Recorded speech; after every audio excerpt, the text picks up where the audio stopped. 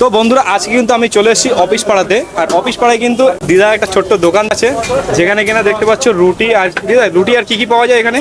আলুর দম, সয়াবিন। রুটি, আলুর দম, সয়াবিন। আচ্ছা আচ্ছা, মানে ভাত মাছ সব কিছু পাওয়া যায়। আচ্ছা, আপনার দোকানটা শুনছিলাম নাকি অনেক পুরনো দোকান, কতদিনের পুরনো? কত বছর হবে? 60-70 বছর তো হয়েই গেছে। 60-70 বছর হয়ে গেছে, মানে অনেক পুরনো কিন্তু একটা দোকান, ঠিক আছে। তো এই বয়সে কিন্তু এখন এই গরমের ভিতরে দোকানদারি করছে। আচ্ছা, এই গরমে কষ্ট হয় না? এই তো আগুনের পাশে, এই পাশে কিন্তু আগুন জ্বলছে। কষ্ট হয় তো কি করবো, করতে হবে, না এমনি করে কি- তো উপায় নেই। আচ্ছা, এমনি কোনো প্রবলেম আছে এটা করতে হবে বা কিছু?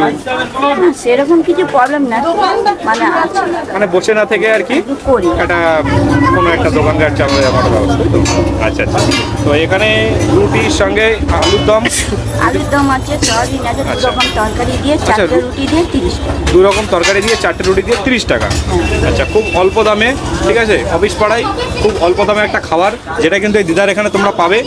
তো এখানে এলে একবার হলো এই অফিস চত্বরে এই দিদার দোকান থেকে ভিজিট করবে এবং খাবার খেয়ে দেখবে কেমন খাবার খেতে।